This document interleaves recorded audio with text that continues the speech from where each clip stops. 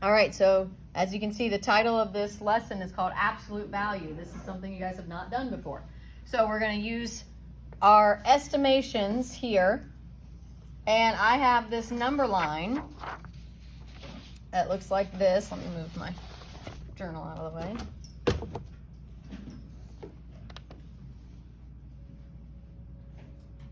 So it has a 0 right in the middle, and it goes up to a positive 50 and down to a negative 50. And we are going to take your estimations for those dots, and we're going to see how close you were to the actual answer. So the actual answer is going to be at this 0 point. So if you were 5 away, 5 over, then your dot would go here because you're 5 from the actual starting point. So when we're talking about absolute value, the 0 doesn't necessarily mean 0 of whatever you're talking about. The 0 is like your starting point for whatever you're talking about. So our starting point on this is the actual number of dots that are in that top of that on page 204. So let me see. The correct answer, I forget where it is. Oh, there. The correct answer is 188 dots. So now, tell me what your estimation was, too. What'd you write down? 100. Okay. So where would I put his estimation? Would it be on the positive side or the negative side? 12? The negative side, because he underestimated instead of overestimating, which his would be down here. He would be at the negative 88, would be that guess. He was 88 points away from the actual answer. 3, what was your guess? 80. So you again would be underestimating, so you're going to be down that way farther. What was your guess? Your estimation, what'd you write on your line? Yeah? I wrote 3 estimations. Okay, well what was your first one that you wrote? 70. 70, okay, again, way below. You guys are way off on these. What'd you get? 7, what'd you put? 110, okay. So you would have been 78 away. So we would have you underestimation again. 15, what'd you put? 200, okay. Where is her X gonna go? Her dot gonna go? Is she gonna be on the negative side or the positive side? Positive, because she's overestimated, right? These are all underestimations when we said that this person guessed 100, this person guessed 110. So if she guessed 200, where would I put her X then? Where on my number line will her X go? 12, where would it go? On the positive 12. She is 12 away. It's about there. So her guess was 200. 17, what did you guess? I said 150. 150, okay. So which side of the number line would you be on? The Negative, underestimated, right? So where would I put your X then? If the real total was 180 and your estimation was, what did you say, 150? Mm-hmm. So how many away from the actual answer are you?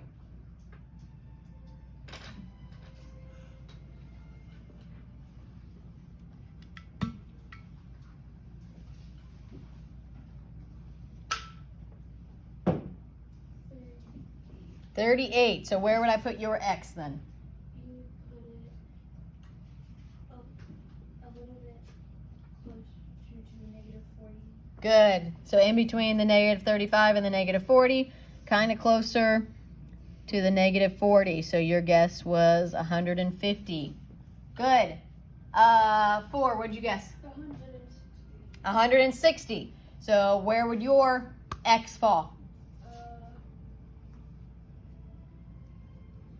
Would it be on the negative or positive side?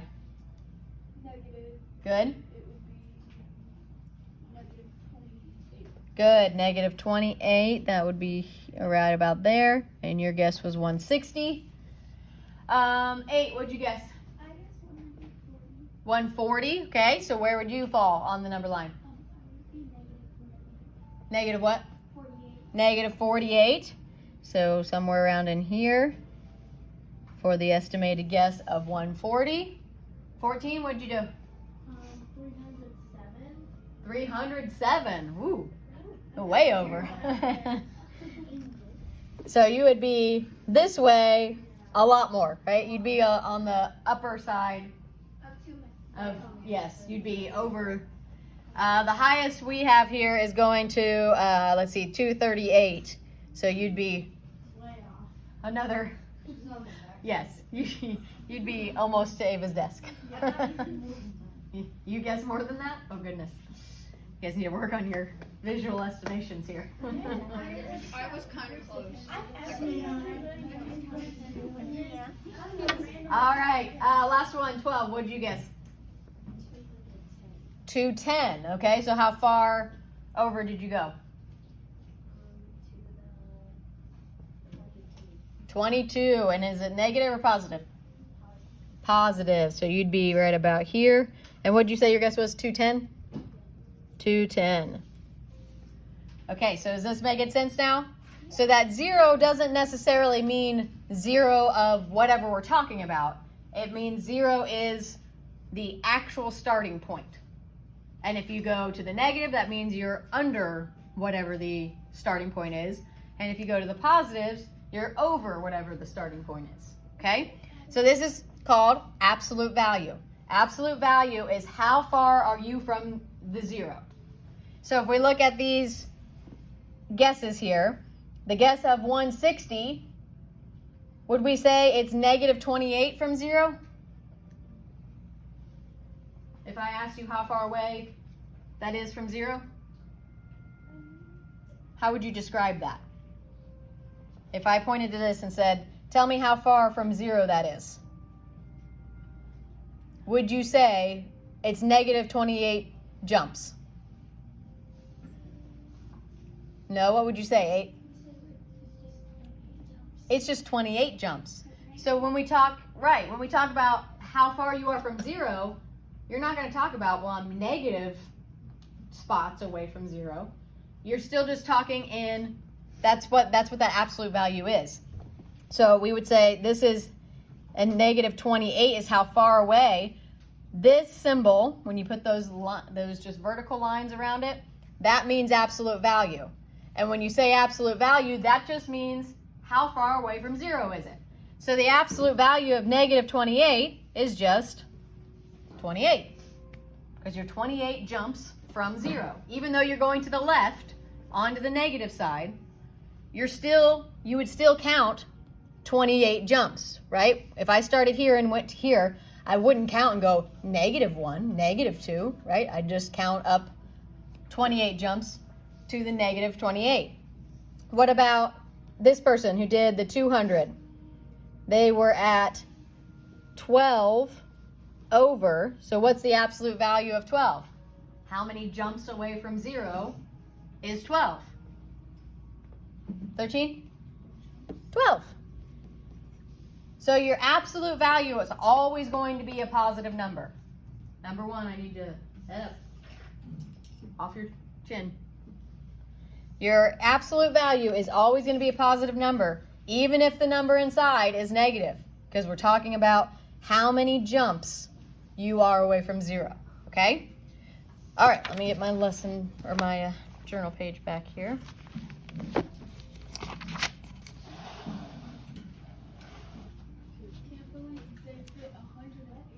Yeah, 188 dots in there. All right, we're going to skip the explain part.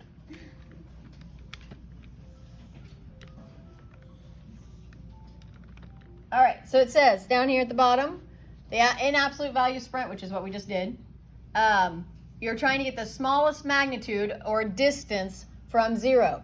So like we were showing here, of all the people that we looked at, who would have the closest estimation? 10? The 200. I don't know. We didn't get to everybody's guesses, but I assume if you were closer, you would have had your hand up to tell me that you were closer. So who was that? I forget. Kelsey. So your guess, nicely done, was the closest that we recorded to the actual number of 188. So you would have won our game if we were actually playing it as a game. Okay? So she got the closest because she's only 12 jumps. This person would have been, what did we say? 22 jumps. 22 jumps there, 28 jumps here, and then lots more jumps the farther away we get, right? So the magnitude is just a fancy word for the distance, like how big something is. So how many jumps you have. Let's look here. Let's see, this is off of a game that we didn't play. Let's choose, I'm going to use the person that estimated 140. So they were on the negative 48. That's where we put them on our number line. Negative 48. Neither. That's the absolute value symbol. It's just straight vertical lines. So the brackets would be more where they have the little edges on them, like that. So it's just a straight vertical line. That's all that absolute value. That's how you say. Like if I read this as a problem, I would say the absolute value of negative 48. So what is the absolute value of negative 48? How many jumps away from our starting point would that be? 9? 48. You're 48 tick marks away from being right on our guess. What would someone have to guess to be at 0 absolute value? 17? They would have had to guess the exact right number to be right there on the 0. Okay? Is this making sense to everybody? This is brand new, so don't feel intimidated or anything here. Let's do the person who guessed 210, and that would be the absolute value of 22. What is the absolute value of 22? Which means how many jumps away from 0 is 22? 10? 22.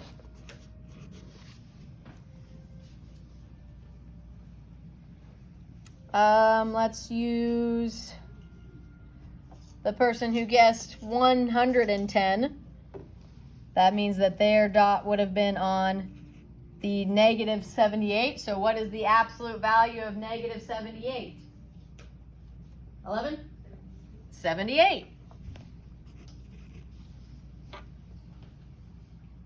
And let's see, what do we have left here? Let's do the 150. That person would have been at negative 38. So the absolute value of negative 38, 2, is 38.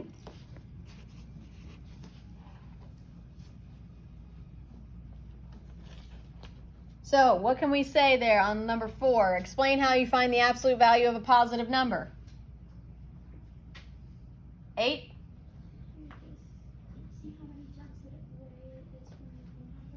Right, so it's always going to, if it's a positive number inside here, what do I do over here? Huh? Yeah, I'm just rewriting the same number, right? If it's already positive, then all I have to do is rewrite that same number, because wherever it is on the number line, that's how many jumps from 0 it is. So on a positive, I'm just going to do it in shorthand. Rewrite same number. And then in parentheses, I'm going to put number of jumps from 0. to remind me. That's what absolute value means.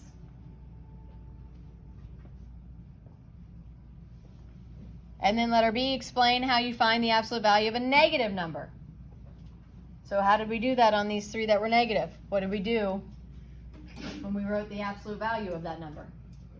13? You just share how many If we look at these, what do we call these numbers? Negative 78 and 78. Opposites, yes. So you're just writing the opposite. So if it's negative, you write the opposite. Right? Opposite number. And then I'm going to put in parentheses same thing and draw an arrow up to that. Because you're always counting the jumps from 0. No matter which side you're on. If it's the negative side or the positive side, you're counting the jumps from 0. Questions so far? Okay. Like I said, this is new. Yes, 3. how's the formula for that? It's going to be similar to this. I just tell you how many dots are actually used in. Well, let's go ahead and do the page 205 and it'll look more. This was basically just introducing it because you guys have not done absolute value before. So this will move on here and start working with absolute value sum. So looking at page 205, it says on the number line plot points on two numbers whose absolute value is 5. So remember, absolute value just means jumps from 0. So what numbers would I put that have an absolute value of 5? There's only 2 possibilities. Number 1, I need your head up. Gotta open your eyes. There's only 2 possibilities on this number line that if I start at 0 and jump 5 times, that I'm going to land on those 2 numbers. What are they? 16. Negative 5 and 5. I don't know why I put it above. So if I start at 0 and jump this way, I land on 5. If I jump 5 this way, I land on negative 5.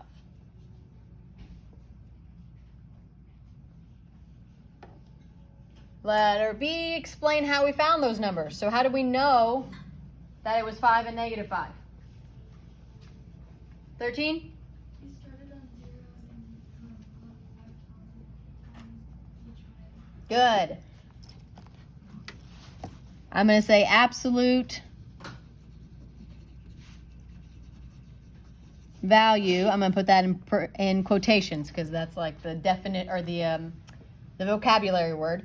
Absolute value means distance, and then I'm going to put in parentheses jumps from 0. So I started at 0 and jumped both ways 5 times. Absolute value means distance or jumps from 0. So I started at 0 and jumped both ways 5 times.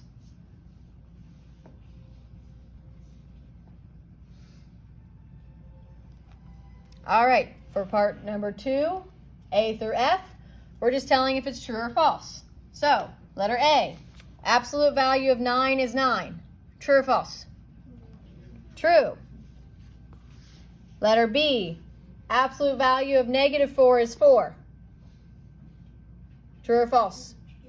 True. Because even if we're on the negative side, it would still give me 4 jumps to get to negative 4. Letter C, absolute value of negative 9 is greater than negative 9. What is the absolute value of negative 9? It's 9. 9. So is 9 greater than negative 9? Yes. Yes. True. Negative 12 equals the absolute value of negative 12. What is the absolute value of negative 12? Just 12, right? The opposite. So we know that that is not true. Letter E, absolute value of negative 25 is less than 26. What is the absolute value of negative 25? 25. So 25 is less than 26. And letter F, the absolute value of negative 4 is greater than 3. What is the absolute value of negative 4? So 4 is greater than 3.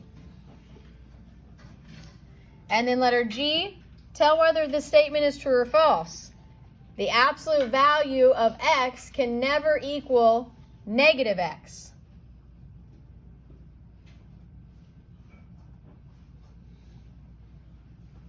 Think of a number and put it in for x. And think, can the absolute value of that number ever equal negative that number? Like if I say 17, could the absolute value be negative 17? Or if I said negative 51 in the absolute value, would my absolute value be negative 51? So tell whether it's true or false. The absolute value of x can never be negative x. Is that true or false? 14? It's true. That is true. Can my absolute value answer ever be negative? No. No, because we don't talk about distance in negative, right? If I say I was running a mile and I only got halfway there, I wouldn't say that I'm negative half a mile away. I would say I'm half a mile away from my goal. Okay? So we never talk about absolute value in negatives. That's always the positive. We always use the positive distance from 0. So let's say distance from 0 is never negative.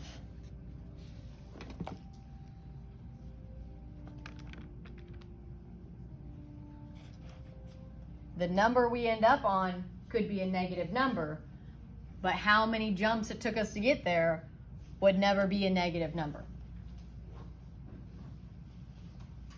Then we have number 3. For each situation below, circle the best number model for the situation. So A says that Lola ran out of money, so she borrowed $10 from her mom. How can we represent the balance of Lola's debt? So let's think about if we had a number line, the 0 would be Lola's money, right? And if she borrowed $10, debt means that are you in the positive or the negatives if you're in debt? Negatives. So let's look back down at our choices here. There's only 2 with negatives in it. So if we say, how much debt does she have? Would we say she's negative $10, or would we talk about the absolute value of that negative $10? 8. Say she's just negative $10. So if you borrowed money from me, I would say, you owe me negative $10. It's which one? Wouldn't it be just like $10? Because you can't do the negative. So, but let's think how we get to the $10. Is it just going to be 10? We are going to the negative side of the number line, right? Because she is in debt. She doesn't have that money. She owes that money. But when we talk about how much money you owe to somebody, The negative 10 is that. say it one more time. I don't know how to say it, but the negative 10 In the lines. So we would say the absolute value of negative $10. Yes, the absolute value of negative $10. Oh wait, I'm sorry. I was reading the wrong one. Okay. Yes, you were correct to start off there. if we're talking about her debt, like if you're thinking about her checking account, like if you looked at her balance, it would be the -10. Sorry, I was thinking about representing the magnitude. That's what you would say she owes her mom. So that one would be the absolute value one. So in her bank account, it would say she's -$10. But if you talk about what she owes to her mom, you're not going to say she owes her -$10. You would just say she owes her $10. Okay? Let's look at letter B. Dirk dug a hole that is 10 feet deep. How can you represent the depth relative to ground level? So think about your number line. Ground level would be what on your number line? 13? 0. The 0. So how would we represent the depth of the ground level there if he dug a 10-foot deep hole?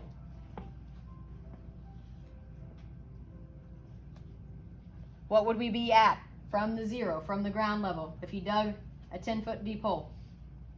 14? You'd be at -10 feet. You'd be at -10 if you're thinking of it like the number line.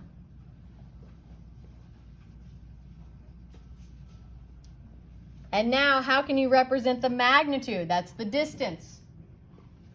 So, like you just said there, 14, would you say he dug a hole that was -10 feet? No, we would say he dug a hole that was 10 feet. 10 feet. So, we already talk in absolute value. You just don't realize you're doing it. Like that. You wouldn't say he dug a -5-foot hole. You would say he dug a 5-foot hole, even though he's going down from where that 0 is at starting level. So on the representing the magnitude, the distance, remember that magnitude means distance. The distance from ground level would be the absolute value of -10. So the first two questions here for Lola's debt and the depth relative to ground level, that's thinking on the number line. Where would we end up on the number line in those situations? These two are talking about what we would say in actual real life, right? We wouldn't talk about a -$10 that she owes. We would say, well, she's $10 away from being back to her starting point. So if she handed her mom that $10 bill, then she'd be back at 0. And then if she earned money, then she'd be on the positive side of the number line. Or if she borrowed more money, then she'd go back down to the negative side. Okay? All right, so that's kind of what we just said for letter C. Part B, explain why your number models for the first question and the second questions are different. So in the first one, we would say we're talking about the location on the number line. Like if we were looking back at this number line, here's ground level. If he went down 10 feet, that's the location on the number line. On the second one, we're talking about the absolute value because we're talking about the distance. So I'm just going to put first question, colon, talking about a location on number line.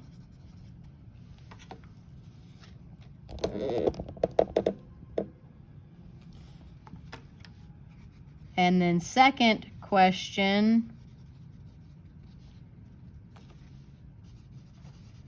talking about distance from 0, and then I'm going to put in parentheses the starting point of whatever your situation is, whether it's money or ground level or temperature or anything.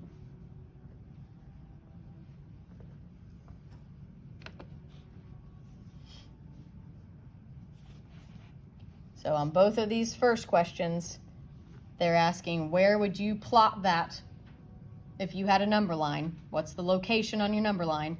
On the second question, you're talking in the absolute value because you're talking about the distance from your starting point.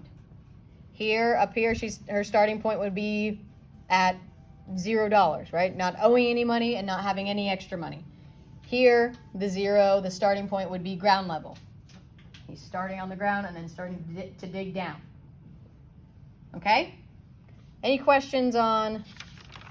We're going to do this for a couple more days, so this is just the starting point, okay? So go ahead and grab your planners out.